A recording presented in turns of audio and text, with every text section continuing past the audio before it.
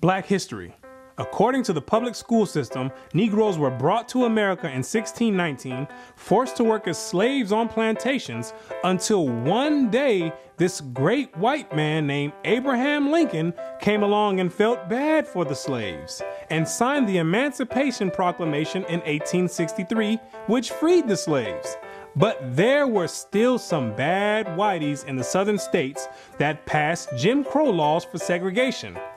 Afterwards, there came more whites that felt bad and then gave blacks civil rights in the 1960s, then allowed a black man to have the presidential office named Barack Obama. Now blacks are finally equal to whites. We can all get along. The end. Now, moving right along to our English lecture for the day.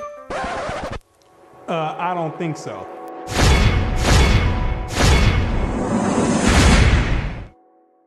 Black history. What do you know about Black history?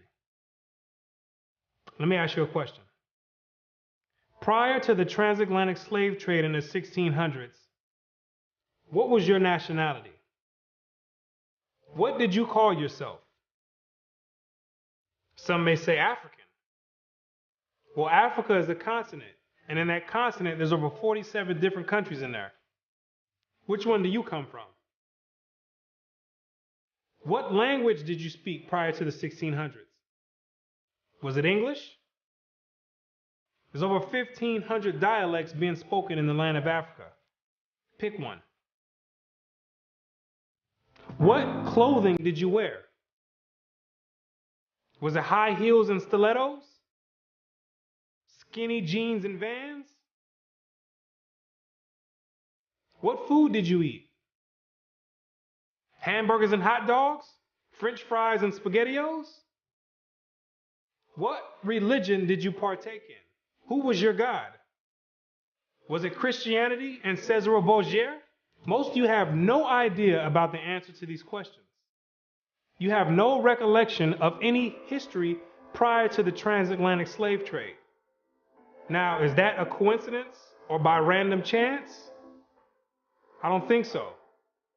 Have you ever asked yourself, why is it that in the public school system that every time the subject of Black history is taught, it always begins in the 1600s and with slavery? Why is that?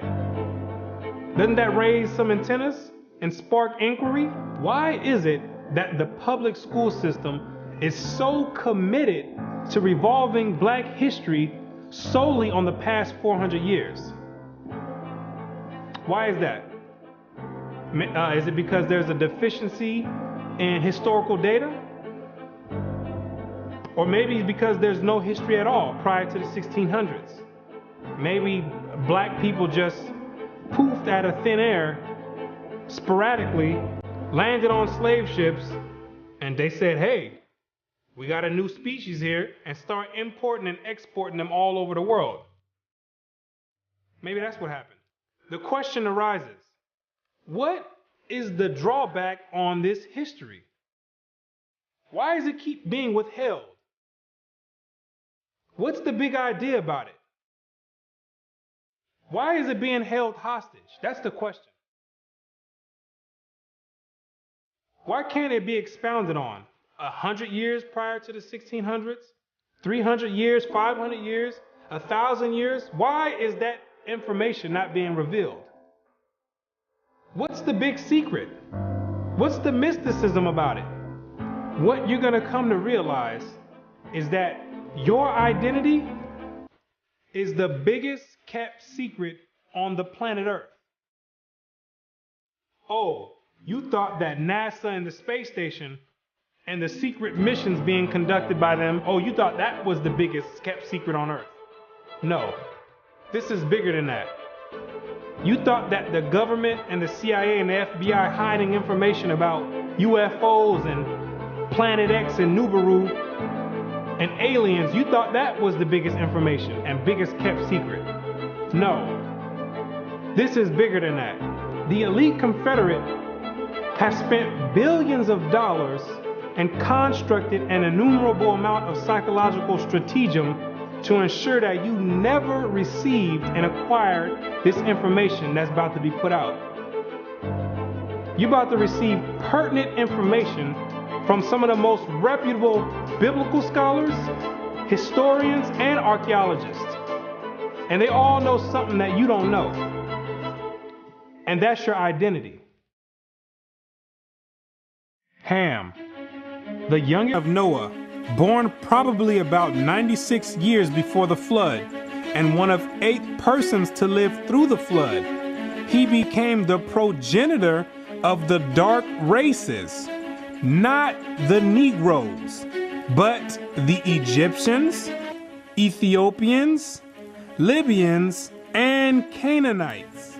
Wait, the churches and the pastors, which are set up by the government, all teach in unison a doctrine that all black people come from the seed of Ham. But once you open up scholastic sources, you'll find out that the biblical scholars say something totally different from what's taught in Orthodox Christianity.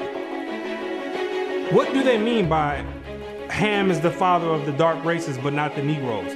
The Negroes themselves are a dark race of people, so how can you say that Ham is the father of all these dark races and exclude the Negroes? What are the biblical scholars trying to convey? What the biblical scholars are saying is that you're not African. There's only 4 families, according to the Bible, that make up the native population of Africa, or the land of Ham. And the biblical scholars know that you don't descend from any one of those 4 families. In order to write that in a scholastic and academic book, the biblical scholars have done extensive and thorough research on both the so-called Negroes and the Africans, the native Africans. And they came to the conclusion after the extensive research that the Negroes don't have anything to do with the native Africans at all. They're 2 totally separate people. In the 1840s, Morton collaborated with George R. Gliddon, an Egyptologist, who provided him with mummy heads and information about the racial significance of Egyptian tomb inscriptions. In Crania Aegyptiaca, published in 1844, Morton pointed out that both cranial and archaeological evidence showed that the Egyptians were not Negroes. In 1840, Dr. Morton was trying to find out the racial origin of the so-called Negroes that were in America in slavery. So he got together with the Egyptologists, which supplied him with the mummy heads, and what he did was conduct an extensive research on the cranial remains of the heads in Egypt, in contrast to the cranial remains of the heads in America. And what he found out is that the Negroes that were in slavery were not Africans. He found out that the skulls were 2 totally different types of skulls. The Negro's head was longer than the Egyptian head. The physical characteristics from the outside look similar, with the thick lips and the broad nose. But once you start delving into the real characteristics, he found out that there were 2 totally different people, as abolitionists and colonizationists had maintained, and that in fact, blacks had been relegated to the same servile position in ancient Egypt as in modern America. But what Dr. Morton did discover is that the Negroes that were serving slavery in America served the same position and servitude in ancient Egypt when they matched other skulls and other cranial remains in Egypt. They said these are exact matches. So what are the scholars saying? What you're going to find out is that they're saying that you are the biblical Israelites. Yes, you're the same exact people that served slavery in the land of Egypt. You're the same exact people that God sent Moses to go redeem under the hand of Pharaoh. You're the same exact people. And when you read the Bible, you'll find out that slavery is a central theme in the Bible. It's a reoccurring theme with the Israelites. The Israelites cannot run away and get away from serving slavery. It continues to happen over and over, all the way up until today. You came out of Egypt as slaves. came down into the land of Israel. No sooner as you got there, then you had the Assyrians come, capture the land of Israel, and take you and make you slaves. In the 9th year of Hoshea, the king of Assyria took Samaria and carried Israel away into Assyria. You came out of the land of Assyria, went back to the land of Israel. Then the Babylonians came, which are the modern day Ethiopians, the Cushites, came to the land of Israel and made you slaves. So all Israel were reckoned by genealogies. And behold, they were written in the book of the kings of Israel and Judah, who were carried away to Babylon for their transgression. You came out of the Babylonian captivity, went back to the land of Israel. Then the Persians came on down there, took the Israelites and made you slaves. For we were bondmen, yet our God hath not forsaken us in our bondage, but hath extended mercy unto us in the sight of the kings of Persia. You came back from the Persian Medo captivity, went back to the land of Israel, rebuilt the temple up.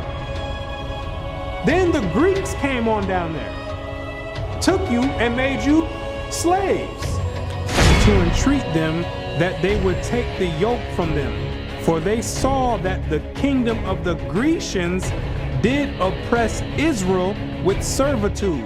After you came from the Greek captivity, you went back into the land of Israel, rebuilt the temple because the Greeks were sacrificing swine and pig on the altars. No sooner as you came back to the land of Israel, then the Romans came and had you during the time of Christ as slaves. It was so much slavery going on with the Israelites that Jeremiah himself had to ask, is Israel just put on earth just to be slaves? Is that your whole purpose? Just to be servitude to other nations? Is Israel a servant? Is he a homeborn slave? Why is he spoiled? So you might be asking yourself, if the so-called Negro is part of the 12 tribes of Israel, how in the world did you get to the west coast of Africa? And when ye shall see Jerusalem compassed with armies, then know that the desolation thereof is nigh. This is Christ right here speaking to the Israelites. He says, when you see Jerusalem compassed or surrounded by the Roman armies, then know that the desolation or the destruction of the land of Israel is getting ready to happen. The Romans getting ready to come in here and tear some stuff up.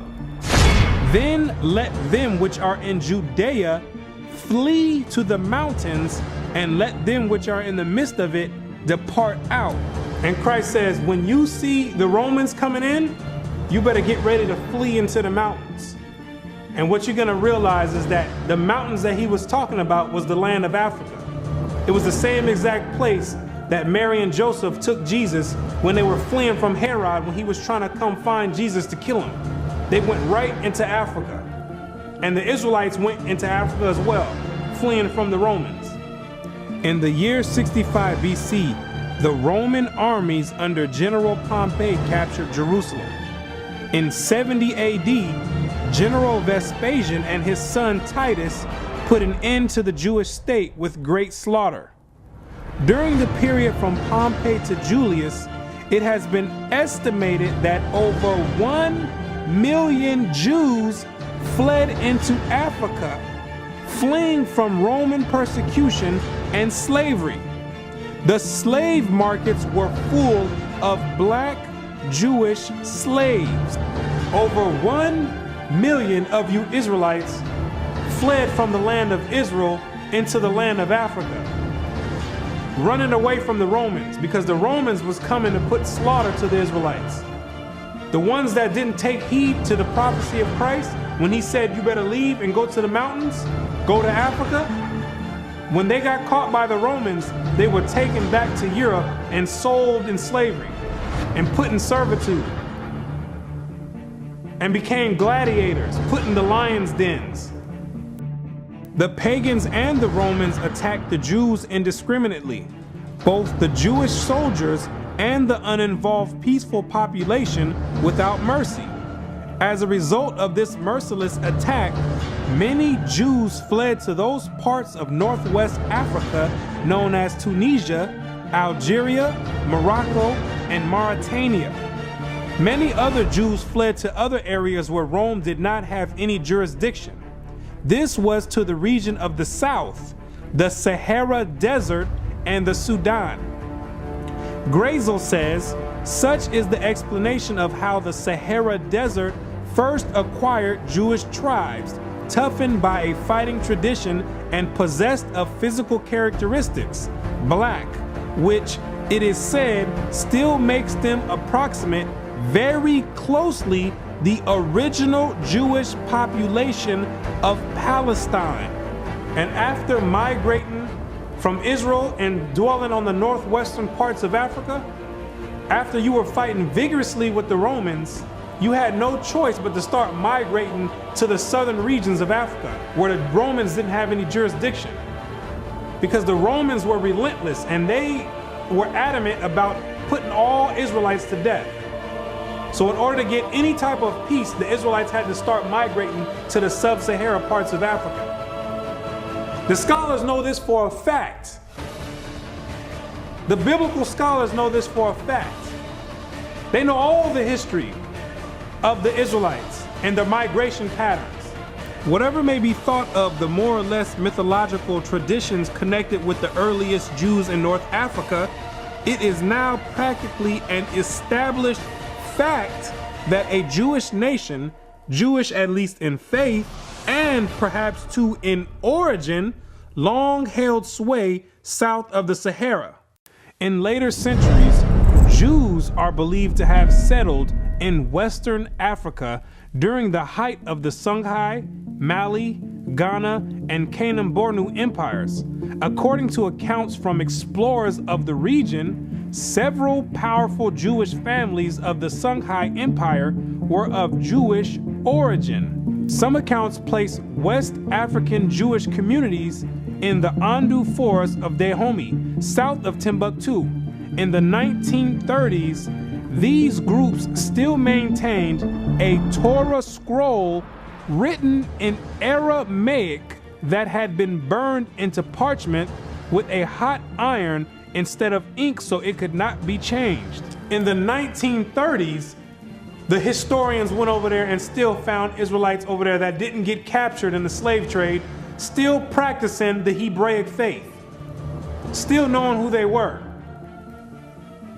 With a Torah, which is the first 5 books of Moses, written in Aramaic. That's the ancient language.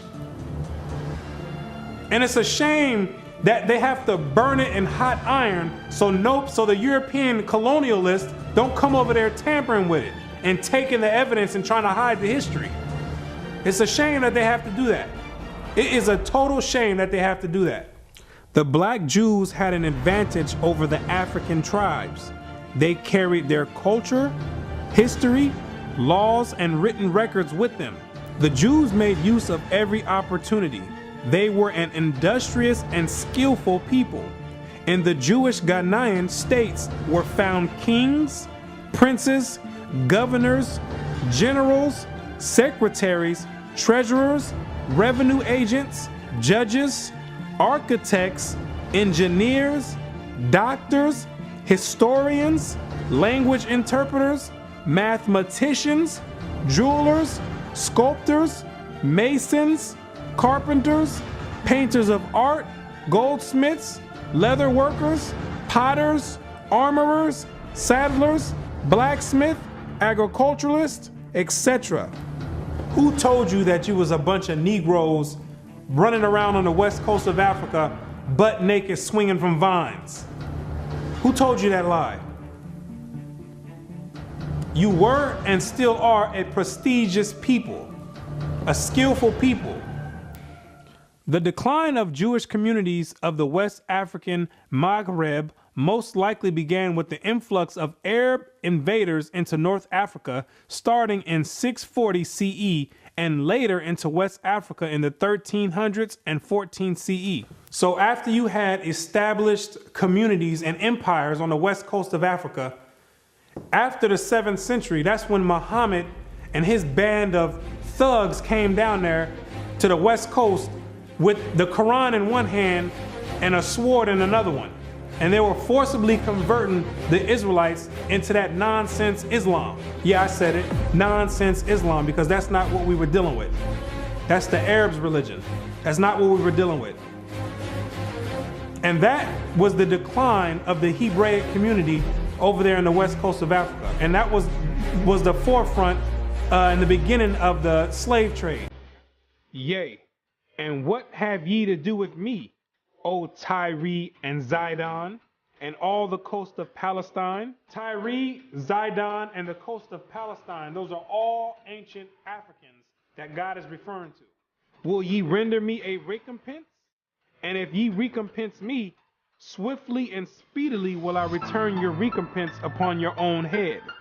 Because ye have taken my silver and my gold, and carried into your temples my goodly pleasant things.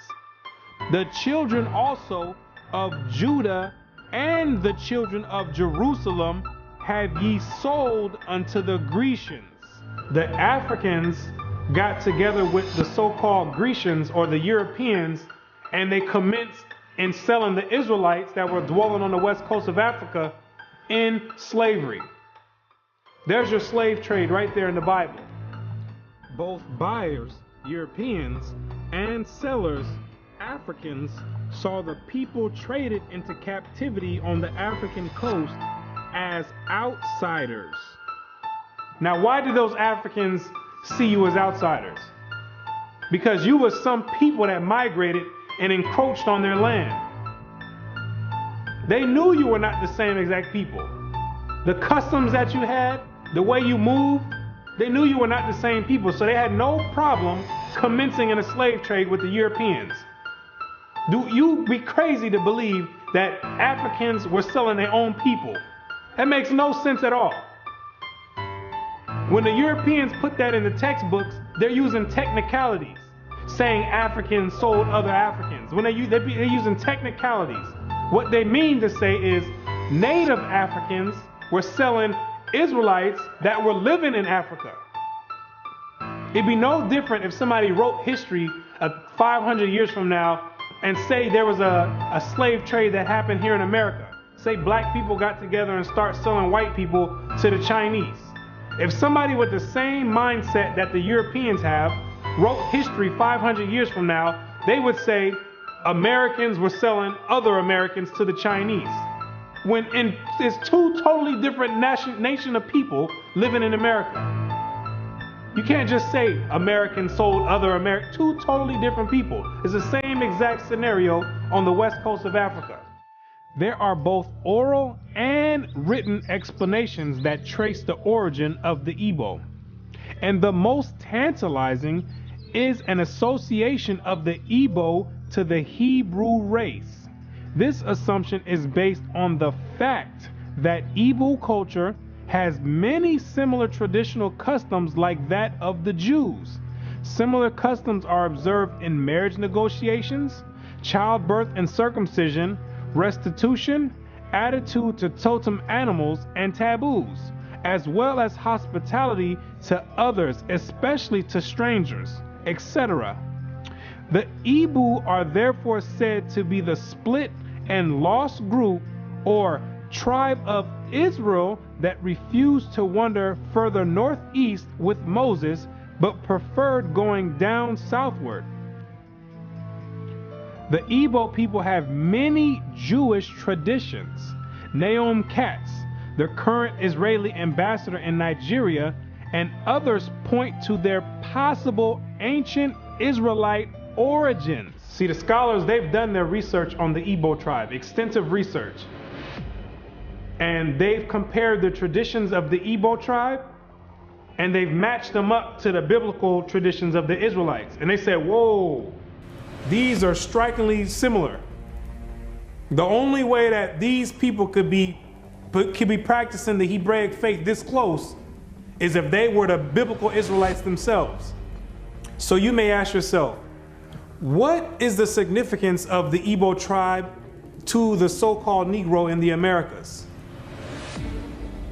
When you do the research, what you're going to find out is that the Igbo tribe is one of the main sought-out tribes that were captured and sold in the transatlantic slave trade and came right here to America. The British were the major buyers before they banned their own slave traffic in 1807.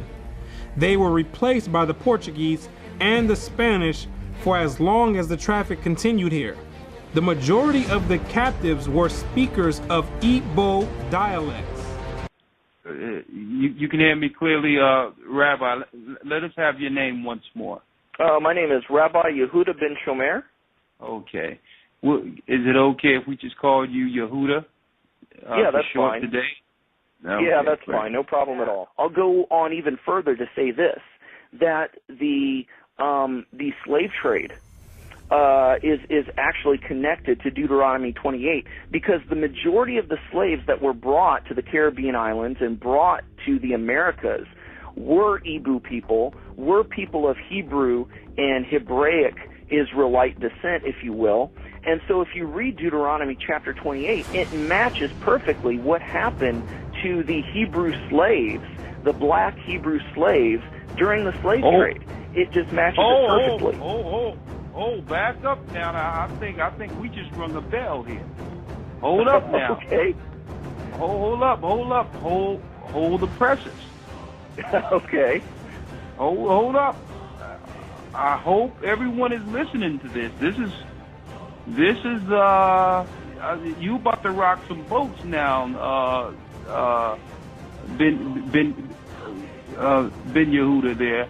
Hold up now. Listen to what he's saying here. So you are saying that there's a great chance, or more so, that the black people that links directly to the slave trade are from the lost tribes of Israel. Is that what you're saying here, sir? Yes, I am. Now, granted, I will qualify that I don't. Wait a second.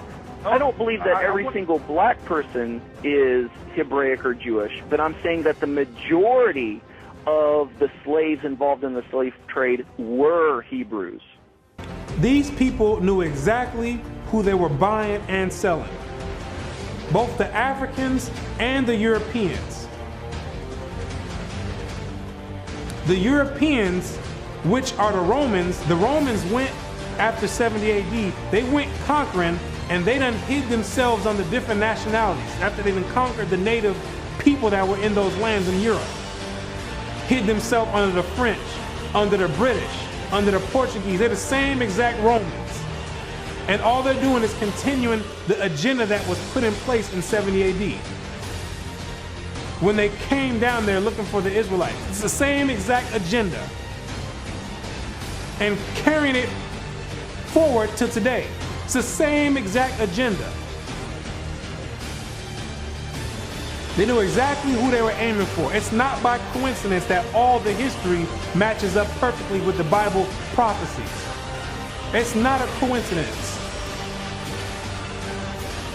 And then they push a doctrine on you in church talking about it doesn't matter. So then you never go and look for this information. Now you see exactly why they don't put none of this in black history, why they don't go prior to the 1600s. You start digging prior to the 1600s, and then you find out you come or descend from the Igbo tribe. You start doing your research. Well, let me find out a little bit more about this Igbo tribe. Then you find out that the Igbo tribe are known as fact descend from the 12 tribes of Israel. So then you say, hold on. Something's not right here. That's the exact reason why they don't go prior to the 1600s. You're not supposed to find out this information. They're supposed to keep renaming your nationalities every few years to cause confusion and to have you confused not knowing who you are. Each year, something else come out. First you call Negro, then you call color. Then 10 years later, they switch it to African American. It's all by design.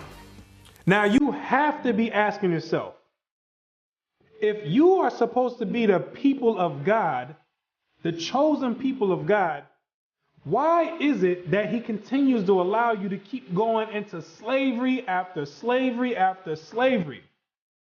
And why does he have you building up everybody's civilization off of the back of your slave labor. And it shall come to pass, when thou shalt show this people all these words, and they shall say unto thee, Wherefore hath the Lord pronounced all this great evil against us?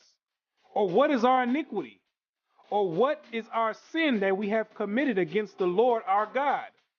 Then thou shalt say unto them, Because your fathers have forsaken me, saith the Lord, and have walked after other gods, and have served them, and have worshipped them, and have forsaken me, and have not kept my law. What you're going to realize is that when Moses brought you out of the land of Egypt and you entered into the wilderness, you entered into a covenant with the Most High God, the creator of everything you see in heaven and in earth. You entered in a blood in and blood out agreement with the creator. And he kept his end of the bargain, but you never kept yours. And he took the book of the covenant and read in the audience of the people. And they said, All that the Lord hath said, we will do, and be obedient. And Moses took the blood and sprinkled it on the people and said, Behold, the blood of the covenant, which the Lord hath made with you concerning all these words. Once Moses sprinkled the blood on you, there was no way out of it. You entered into the covenant. And it shall come to pass, if thou shalt hearken diligently unto the voice of the Lord thy God, to observe and to do all his commandments, which I command thee this day, that the Lord thy God will set thee on high above all nations on the earth. And all these blessings shall come on thee and overtake thee, if thou shalt hearken unto the voice of the Lord thy God. You see, if you kept your end of the bargain, the deal was the Most High was going to set you above all nations on the planet Earth. You know, the same spot that the Europeans have today, that was supposed to be your spot if you kept his laws, statutes, and commandments. But, that means there's a stipulation. There's two sides of the bargain.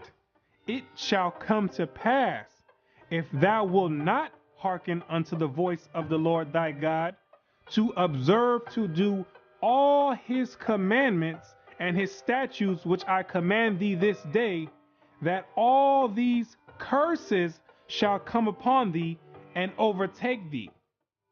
Thy sons and thy daughters shall be given unto another people, and thine eyes shall look and fail with longing for them all the day long, and there shall be no might in thine hand. Thou shalt beget sons and daughters, but thou shalt not enjoy them, for they shall go into captivity. The stranger that is within thee shall get up above thee very high, and thou shalt come down very low. Moreover, all these curses shall come upon thee, and shall pursue thee, and overtake thee, till thou be destroyed, because thou hearkenest not unto the voice of the Lord thy God, to keep his commandments and his statutes which he commanded thee. And they shall be upon thee for a sign and for a wonder, and upon thy seed forever, because thou servest not the Lord thy God with joyfulness and with gladness of heart for the abundance of all things. Therefore shalt thou serve thine enemies, which the Lord shall send against thee, in hunger and in thirst and in nakedness and in want of all things. And he shall put a yoke of iron upon thy neck until he have destroyed thee. God says you'd have the yokes of iron on your neck until he has destroyed you. So that means when he takes the yokes of iron off, you were destroyed. When did that happen? in 1863 when Abraham Lincoln signed the Emancipation Proclamation. The yokes of iron came off. But at that time, your whole history had been whipped out of you. When the master gives you something, you take it. He gave you a name. It's a nice name. It's Toby. And it's going to be yours till the day you die. Now, I know you understand me, and I want to hear it. Again!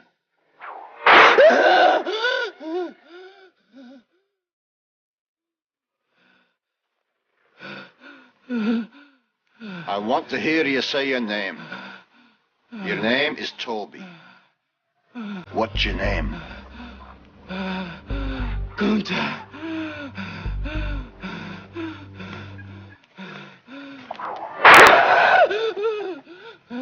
Lord God, help that boy.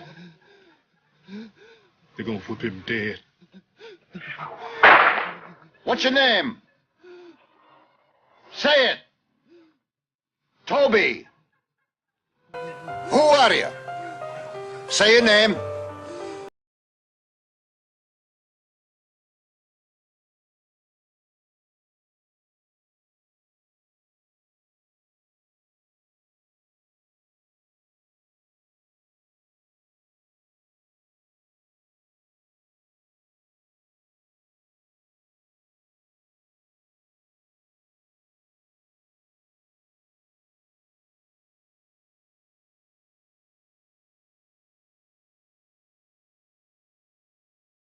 His bosom and toward the remnant of his children which he shall leave. You wonder why it's black on black crime?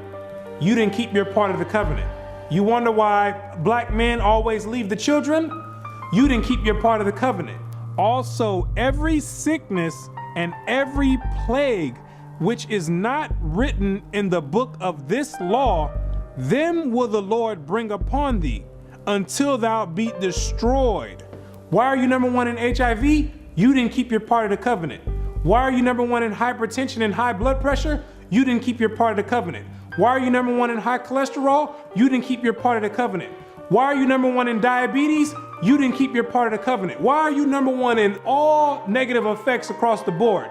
You didn't keep your part of the covenant. And the Lord shall scatter thee among all people from one end of the earth even unto the other, and there thou shalt serve other gods, which neither thou nor thy fathers have known, even wood and stone. And among these nations shalt thou find no ease, neither shall the sole of thy foot have rest, but the Lord shall give thee there a trembling heart, and failing of eyes, and sorrow of mind. And thy life shall hang in doubt before thee, and thou shalt fear day and night, and have no assurance of thy life. In the morning thou shalt say, would God it were even? And in the evening thou shalt say, would God it were morning? For the fear of thine heart wherewith thou shalt fear, and for the sight of thine eyes which thou shalt see. And the Lord shall bring thee into Egypt again. The word Egypt in the Bible means bondage or slavery. I am the Lord thy God, which have brought thee out of the land of Egypt, out of the house of bondage. So when God says he's gonna bring you into Egypt again, he's saying, I'm gonna bring you into slavery again with ships. But this time you're going with ships, packed up like sardines in a can. By the way whereof I spake unto thee, thou shalt see it no more again. And there ye shall be sold unto your enemies for bondmen and bondwomen, and no man shall buy you. And God says no man shall buy you. Back in the biblical days, you would be able to buy or redeem a slave by payment. But God says no man is going to be able to redeem you out of this slavery. This last one I bring you to, this last Egypt, nobody's going to get you out of it. Marcus Garvey tried to get you out of it, didn't work. Martin Luther King tried to get you out of it, didn't work. Malcolm X tried to get you out of it, didn't work. Louis Farrakhan tried to get you out of it, didn't work. Al Sharpton tried to get you out of it, didn't work. Why? Because you are still breaking the covenant.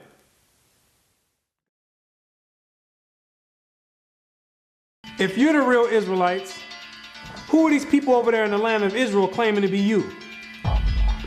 Those are Romans, Europeans. They got pushed up in the South Georgia, Russia, in the Caucasus Mountains, and hid themselves under the name of Khazars. Between the 8th and 9th century, the Khazarian Empire under King Bulan adopted the traditions of the Israelites and mixed it with paganism and called it Judaism. Yes, we know your history too. Then after the Holocaust, which was politically motivated, the elite used that as a pretext to invade the land of Israel and took those Khazarian converts and placed them in that land in 1948. In May of 1948, a new Jewish state, Israel, was born in a bath of blood. Jewish troops routed Arab forces from the city of Haifa in the first of a series of battles that were to reverberate through the years.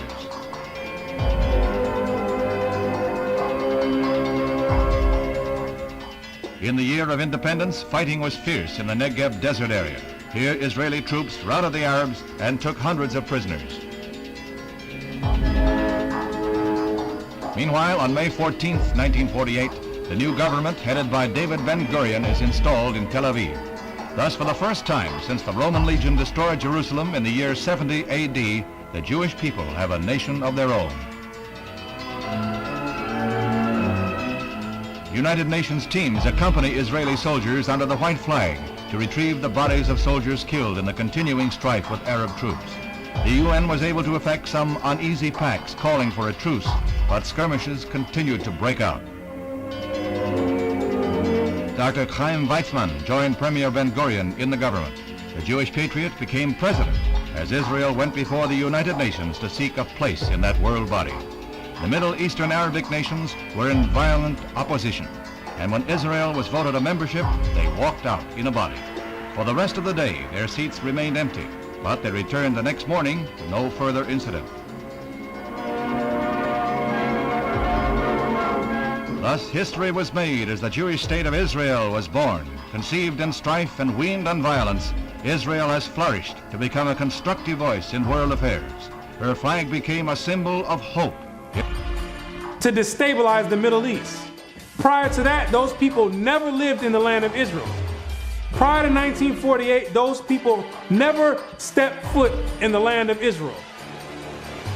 Those are Europeans hiding themselves, European Romans hiding themselves under Jewish. That's what they keep doing each time. They keep going different places and taking on different nationalities. They're the same exact people. These are the same exact people that funded your transatlantic slave trade. Yes, the same Jewish man, the same Romans. These are the same people that's responsible for your 400-year short span Black history curriculum. These are the same exact people that control the media outlets and push rap music on the whole Black community and support it and push it on the forefront. The same exact people. They control all the media. These are the same exact people that are responsible for your Christian churches in all the neighborhoods in the Black community.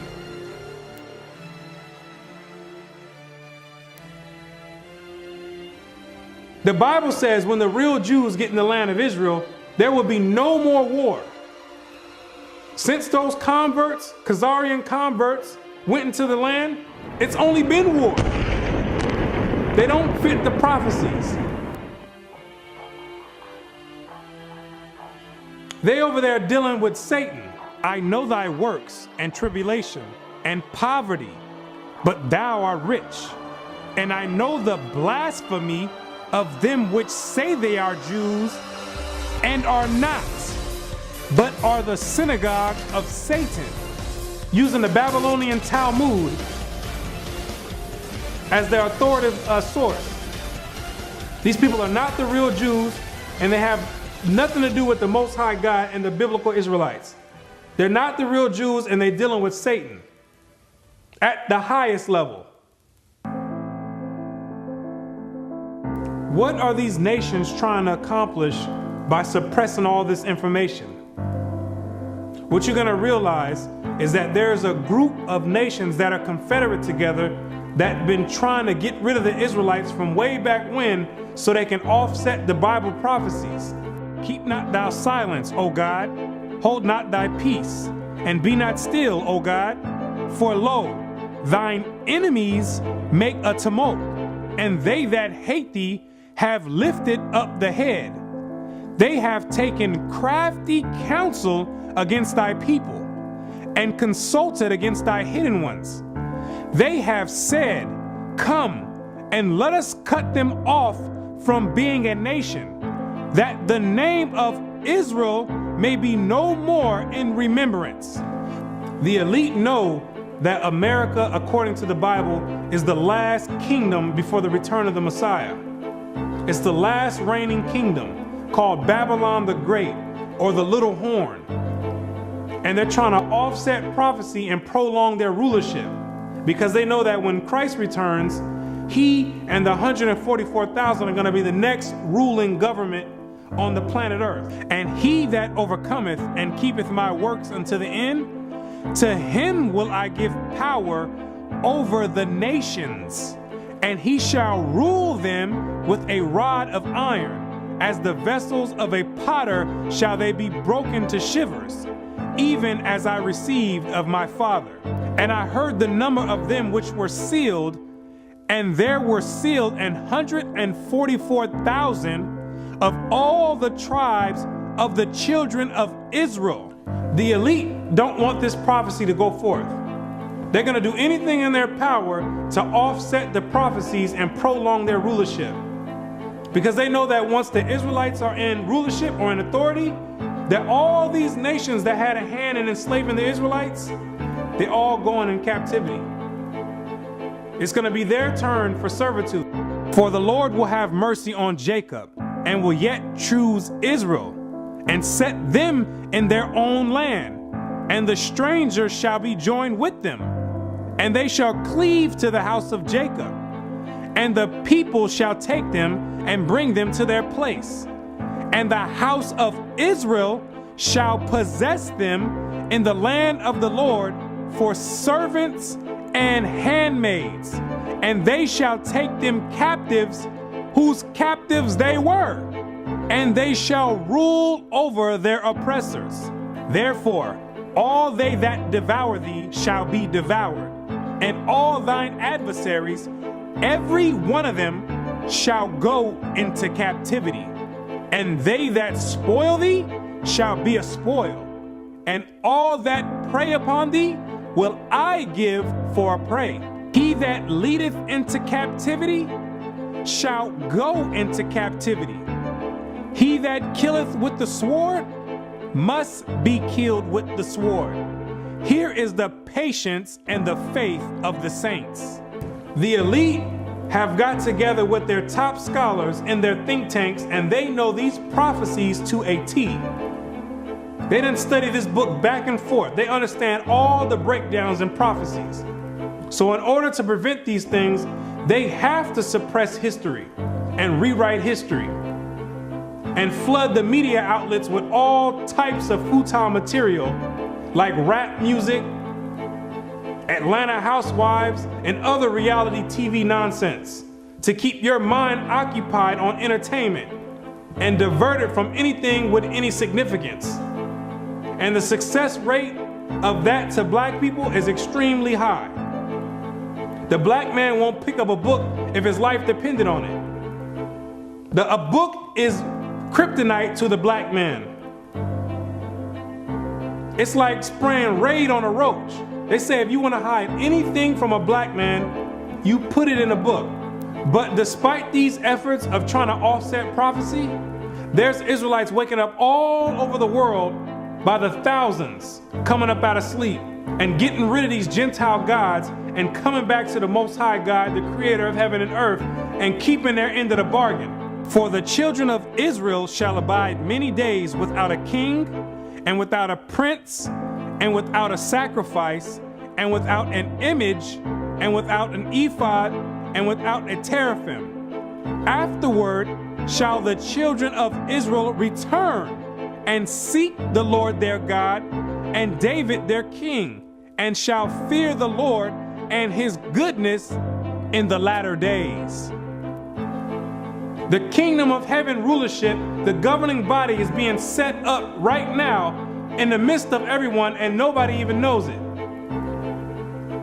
While America is on an economic decline, God is raising up the ruling government of the kingdom of heaven.